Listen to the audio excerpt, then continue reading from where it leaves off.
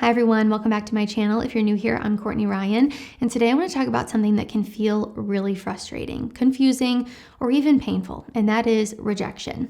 And specifically here, modern male rejection, why it happens, what's really going on, and how you can use this insight to improve your dating experience. Now, before we dive in, I do want to be clear for a minute. This isn't about judgment or advice from a pedestal. My goal here today is to give you perspective and takeaways that actually help you navigate dating and relationships more effectively. Rejection can feel deeply personal, but often it isn't. Understanding the hidden dynamics behind it can help you grow, it can help you build confidence, and show up in ways that naturally will attract the right people. So first up here, I want to talk about the modern dating landscape. I think dating today is dramatically different than it was even 10 years ago. Apps, social media, and instant communication mean that people are constantly comparing, evaluating, and weighing options, often even subconsciously. It is so easy to interpret rejection as I'm not enough, but modern dating encourages quick surface level judgments. People are processing far more information than ever before. Your energy, tone, responsiveness, consistency, and even micro behaviors like posture, facial expressions, or how you hold space in a conversation. With what appears to be endless options, people often become hyper-selective, swiping past matches who might have been great in a different context. Algorithms amplify this by favoring better options,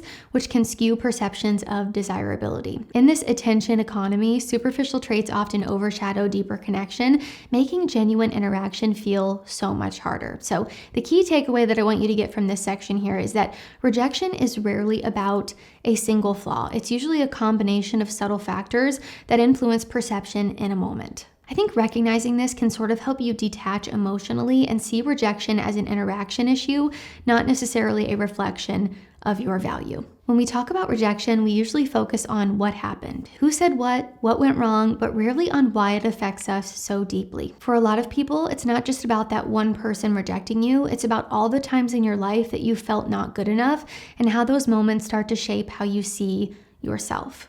That's something therapy really helped me understand, that you can't always think your way out of those patterns alone. You have to actually work through them with the right support and guidance. That's why I'm thankful for today's sponsor, BetterHelp. They make starting therapy so much easier by connecting you with a licensed therapist who's trained to listen and help you figure things out, all online from the comfort of your home. You just fill out a short questionnaire and get matched in a couple of days, and if it's not the right fit, you can switch therapists anytime at no extra cost. With thousands of reviews and a 4.3 rating on Trustpilot, it's a platform people trust. If you're ready to start breaking those old patterns and building more confidence in yourself, you can click the link in the description or go to betterhelp.com/Courtney Ryan to get 10% off your first month. The second thing I want to talk about here is that emotional cues matter more than you think. People pick up on emotional cues before they consciously even realize it. Small signals like hesitation in your voice, subtle tension in your body, over apologizing or self-doubt, over self-deprecation,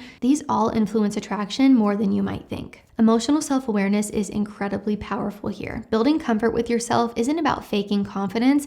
It's about regulating your energy, noticing your internal states, and responding authentically. Grounding exercises, mindful breathing, or journaling even can help you show up consistently and confidently. I also think there's a sort of misconception of attractiveness. Attractiveness isn't just about looks. Competence, emotional maturity, and social intelligence often outweigh superficial traits. The nice guy myth, seeking validation or approval, is less appealing than genuine confidence and self-respect. And rejection can create a harmful feedback loop if you internalize it, but emotional awareness and grounded self-expression can sort of reverse that. Small shifts in your energy, presence, and consistency make a huge difference. Number 3, the role of your life outside of dating. I think another key factor here is the life you're leading outside of dating altogether. Things like friendships and social connections, hobbies, passions, and personal growth, independence and emotional resilience. And that's because having a full, meaningful life signals stability, confidence, and the ability to contribute to a partnership rather than relying on it for your identity. If your life revolves primarily around dating, it can unintentionally communicate neediness or a sort of lack of direction. So focusing on your growth and interests not only enriches your life, but also makes you far more attractive, and in return will help your dating life too. The next thing I want to talk about is timing, readiness, and external factors. Rejection is not always about you, as I mentioned before. Timing, emotional availability, and external circumstances matter A lot. Someone might be stressed, processing past experiences, or simply just not ready for a relationship. People can often sense urgency or desperation, which pushes them away, not because you're undesirable, but because pressure disrupts natural connection. I think just recognizing that rejection can be about context as much as chemistry allows you to respond with curiosity instead of frustration. Rejection often highlights patterns in your own behavior, things you might not notice in the moment. Do you over-apologize? Do you move too quickly? Overanalyze texts? Struggle to show vulnerability in a balanced way? This isn't about blame. It's just about learning what works, what doesn't, and making intentional changes that improve your interactions over time. Self-reflection and emotional growth turn rejection into insight instead of pain. I think it's really important to take a look at your situation, your past experiences, moments of rejection, how you reacted, how you felt in the moment, what you think caused it, and really be honest with yourself and reflect on it so that you can see if there are any patterns that could be contributing to your negative experiences and little shifts that you could make to make that better.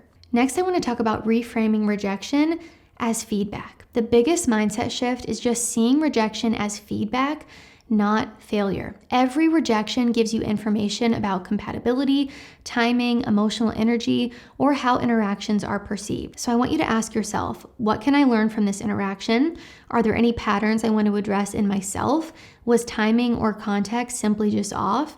I think when you approach rejection this way, it becomes a tool for growth rather than a blow to your self-worth or your ego. Over time, this mindset is going to build resilience and lead to much better connections. So all of that to say, the hidden truth behind modern male rejection isn't that you're not enough or that people are hard to get. Attraction is shaped by emotional energy, life circumstances, timing, vulnerability, and also how you show up. So by focusing on self-awareness, personal growth, and presence, rejection stops being a personal failure and becomes an opportunity to grow and attract the right people. Every interaction is a chance to refine how you show up and build a stronger, more grounded version of yourself. That is how you move from frustration and confusion to clarity, confidence, and meaningful connections.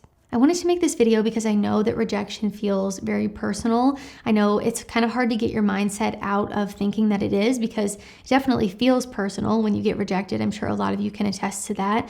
But I think when you understand that there are so many different things going on that influence rejection and your dating experience other than just you and how you're showing up, I think it can really be helpful and reassuring to hear why this might be happening and looking for different things besides just going to worst case scenario of I'm not enough, I will never be enough, and getting stuck in that sort of negative feedback loop. I know it's really hard to do in the moment of rejection because it does sting and it hurts your ego and it's not a fun time. But there's so much going on in dating today. It's very different than it used to be. And I think there are a lot of people struggling. So you're definitely not alone if you are feeling that way. And I really just wanted to look at the bigger picture today. So that is all I have for this one. If you liked it or found it helpful, be sure to give it a thumbs up and subscribe to be in the loop for when I release new content. If you haven't already, also be sure to follow me over on Instagram at Courtney Christine Ryan. I love connecting with all of you guys over on there as well. As always, thank you all so much for watching, and I will see you all next time.